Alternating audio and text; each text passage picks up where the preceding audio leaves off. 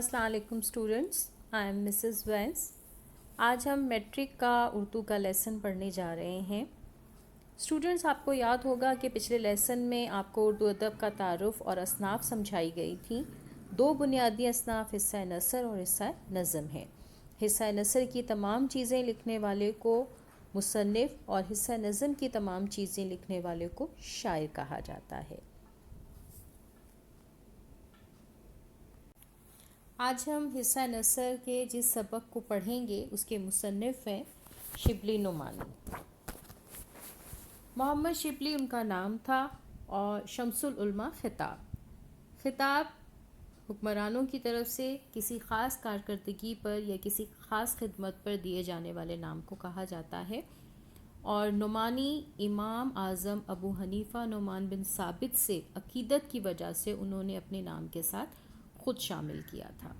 ان کے والد کا نام شیخ حبیب اللہ تھا اور ہندوستان کے علاقے اعظم گڑھ میں پیدا ہوئے۔ ابتدائی تعلیم وہیں سے حاصل کی اور ان کی قابلیت کی وجہ سے سر سید احمد خان نے علی گڑھ کالج میں ان کو عربی کا استاد مقرر کیا۔ یہیں سے آپ کی تصنیفی زندگی کا آغاز ہوا، یعنی آپ نے اسی زمانے میں کتابیں اور تصانیف لکھنی شروع کی۔ اسی سلسلے میں آپ نے دوسرے ملکوں میں سفر بھی کی اور وہاں کے کتب خانوں سے بہت ساری معلومات اکٹھی کی۔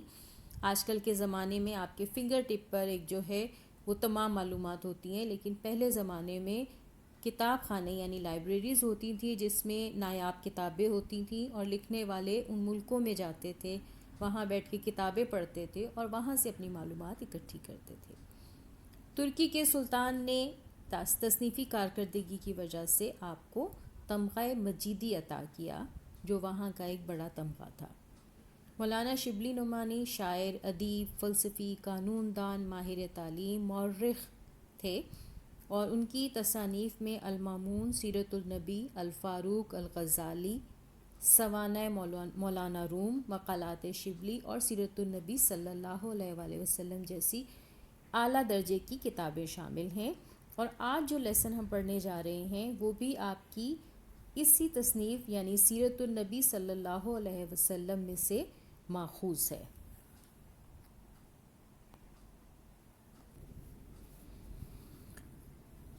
اس لیسن کا نام ہے اخلاق نبوی صلی اللہ علیہ وسلم۔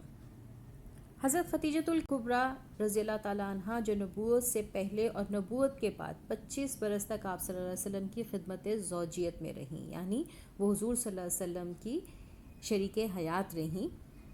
حضور صلی اللہ علیہ وسلم پر جب وحی نازل ہوتی تھی تو اس کے بعد ان کی عجیب کیفیت ہو جاتی تھی، خوف زدہ ہو جاتے تھے، جسم کپ کپانے لگتا تھا، اللہ تعالیٰ کے احکامات سنتے سمجھتے تھے تو انہیں ڈر لگتا تھا۔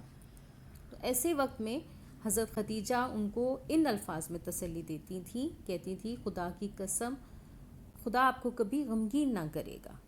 کیوں نہ غمگین کرے گا؟ کیونکہ حضور صلی اللہ علیہ وسلم کے اخلاق اتنے اعلیٰ درجے کے تھے، تو اس کی مثال یہ ہے کہ آپ صلی اللہ علیہ وسلم صلہ رحمی کرتے ہیں۔ صلہ رحمی یعنی لوگوں سے اچھا سلوک کرتے ہیں، مقروضوں کا بار اٹھاتے ہیں، یعنی جو قرض دار ہیں ان کے قرض ادا کرتے ہیں، غریبوں کی آنت کرتے ہیں، ان کی دیکھ بھال کرتے ہیں، مہمانوں کی ضیافت کرتے ہیں یعنی ان کو دعوت دیتے ہیں، ان کو کھانا کھلاتے ہیں، حق کی حمایت کرتے ہیں یعنی جو سچی بات ہوتی ہے اس کا ساتھ دیتے ہیں، اور مصیبت میں لوگوں کے کام آتے ہیں۔ تو جس شخص میں اتنی زیادہ خوبیاں ہوں وہ اس کے ساتھ اللہ تعالیٰ کیسے خدا نخواستہ کوئی زیادتی کر سکتا ہے۔ اگلا پیراگراف ہے امہات المومنین میں حضرت عائشہ رضی اللہ تعالیٰ عنہ سے بڑھ کر کسی نے آپ صلی اللہ علیہ وسلم کے اور صاف تفصیل سے بیان نہیں کیے۔ حضرت عائشہ حضور صلی اللہ علیہ وسلم کی آخری اور سب سے چھوٹی بیوی تھیں۔ امہات المومنین واحد ہے اور امہات جو ہے وہ جمع ہے۔ امہات المومنین مومنین کی مائیں، اور یہ حضور صلی اللہ علیہ وسلم کی ازواج مطہرات کے لیے استعمال ہوتا ہے لفظ۔ تو حضرت عائشہ نے حضور صلی اللہ علیہ وسلم کے اوصاف یعنی ان کی جو خوبیاں، ان کی جو اچھائیاں ہیں وہ بہت تفصیل سے بیان کی ہیں۔ فرماتی ہیں حضرت صلی اللہ علیہ وسلم کی عادت کسی کو برا بھلا کہنے کی نہ تھی، برائی کے بدلے میں برائی نہیں کرتے تھے بلکہ درگزر کرتے تھے اور معاف کر دیتے تھے۔ آپ صلی اللہ علیہ وسلم نے کبھی کسی سے اپنے ذاتی معاملے میں انتقام نہیں لیا، اب آپ اپنے بارے میں دیکھیے، آج کل کے لوگوں کے بارے میں دیکھیے، کوئی کسی کو برا بھلا کہہ دیتا ہے تو جب تک وہ اس سے دگنا کچھ کہہ نہ لے تب تک وہ چین سے نہیں بیٹھتا. لیکن حضور صلی اللہ علیہ وسلم جن کی ہستی رہتی دنیا تک سب کے لیے ایک مثال ہے اور حضور صلی اللہ علیہ وسلم کے پسندیدہ انسان ہیں، تو انہوں نے کبھی بھی اپنے ذاتی معاملے میں کسی سے انتقام نہیں لیا. آپ صلی اللہ علیہ وسلم نے کبھی کسی غلام، لونڈی، عورت، جانور کو اپنے ہاتھ سے نہیں مارا. یہ تمام لوگ غلام، لونڈی جو ہے وہ جو فیمیل غلام ہوتی ہے ان کو کہا جاتا ہے، عورت بھی کمزور کنسیڈر کی جاتی ہے، جانور بھی انسانوں کے رحم و کرم پہ ہوتے ہیں. یعنی یہ تمام لوگ جو کمزور ہیں، حضور صلی اللہ علیہ وسلم نے کبھی ان کو اپنے ہاتھ سے نہیں مارا. آپ صلی اللہ علیہ وسلم نے کسی کی درخواست رد نہیں فرمائی. یعنی اگر آپ سے کوئی کام کہا جاتا، کسی کام کی درخواست کرتا تو آپ اس کو ضائع نہیں کرتے بلکہ اس کو کنسیڈر کرتے، اس کو سوچتے اور اس کو اس پر عمل کرتے. آپ صلی اللہ علیہ وسلم جب گھر کے اندر تشریف لاتے تو نہایت خنداں، ہنستے اور مسکراتے ہوئے آتے. خنداں یعنی شگفتہ چہرے کے ساتھ. دوستوں میں پاؤں پھیلا کر نہیں بیٹھتے تھے، باتیں ٹھہر ٹھہر کر فرماتے اور کہ کوئی یاد رکھنا چاہے تو رکھ لے. اب کیا ہوتا ہے کہ جب آپ اپنے بے تکلف دوستوں میں بیٹھے ہوتے ہیں تو لہراتے بل کھاتے بیٹھے ہوئے ہوتے ہیں، جیسے مرضی بیٹھ جائیں، ٹیک لگا کر، پاؤں پھیلا کر. لیکن حضور صلی اللہ علیہ وسلم جب اپنے دوستوں میں بھی بیٹھتے تھے تو اخلاقیات کا دائرہ ہاتھ سے جانے نہیں دیتے تھے،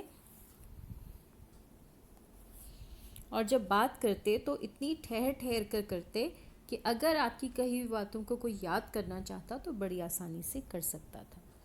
حضرت علی رضی اللہ تعالی عنہ جو حضرت صلی اللہ علیہ وسلم کے تربیت یافتہ تھے، یعنی حضور صلی اللہ علیہ وسلم کے چچا زاد بھائی تھے اور بچپن سے ہی حضور صلی اللہ علیہ وسلم کے ساتھ رہے. حضور صلی اللہ علیہ وسلم نے ہی ان کی تربیت کی تھی، پرورش کی تھی، اور آغاز نبوت سے آخر تک کم از کم 23 برس آپ صلی اللہ علیہ وسلم کی خدمت اقدس میں رہے. یعنی وہ حضور صلی اللہ علیہ وسلم کی صحبت میں جو رہے وہ 23 سال تھے.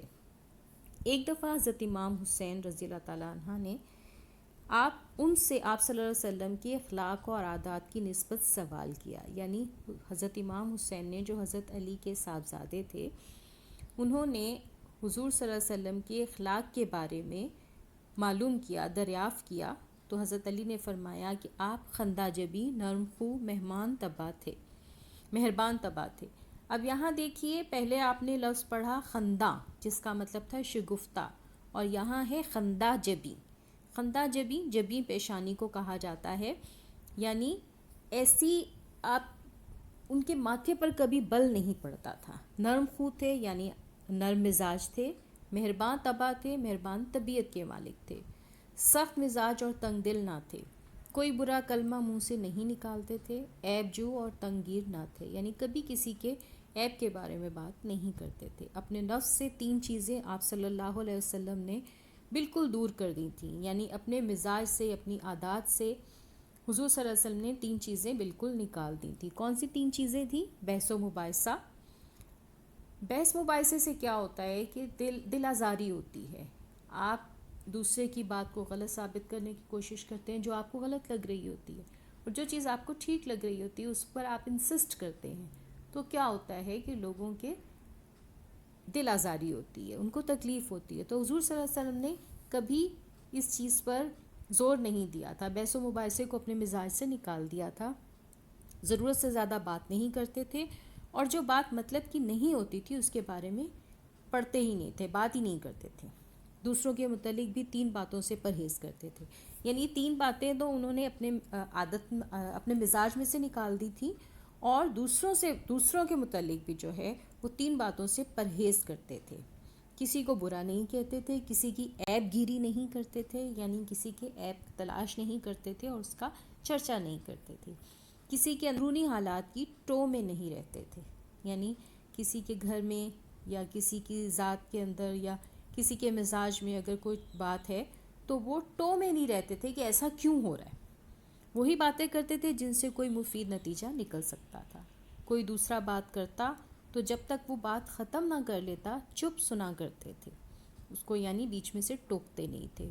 دوسرے کے منہ سے اپنی تعریف سننا پسند نہیں کرتے تھے. نہایت فیاض، نہایت راست گو، نہایت نرم طبع اور نہایت خوش مزاج تھے۔ راست گو، سچ کہنے والا، سچ بولنے والا، نرم طبع، نرم طبیعت کے، دھیمی طبیعت کے تھے، اور خوش صحبت، یعنی جو بھی آپ صلی اللہ علیہ وسلم کی صحبت میں بیٹھتا، ان کے پاس بیٹھتا، وہ خوش ہو کر وہاں سے جاتا۔ اگر کوئی دفعتاً آپ صلی اللہ علیہ وسلم کو دیکھتا تو مرعوب ہو جاتا، یعنی اگر کوئی اچانک آپ کو دیکھتا، آپ کے بارے میں جانتا نہ اور آپ سے ملتا تو وہ آپ کے روب میں آ جاتا، لیکن جیسے جیسے آشنا ہو جاتا آپ صلی اللہ علیہ وسلم سے محبت کرنے لگتا۔ یعنی آپ صلی اللہ علیہ وسلم کی اخلاق کا وہ اتنا گرویدہ ہو جاتا کہ وہ آپ سے محبت کرنے لگتا۔ حنف بن ابی حالہ رضی اللہ تعالیٰ عنہ جو گویا آج صلی اللہ علیہ وسلم کے آغوش پروردہ تھے۔ آغوش پروردہ یعنی وہ ان کے گود میں پلے تھے،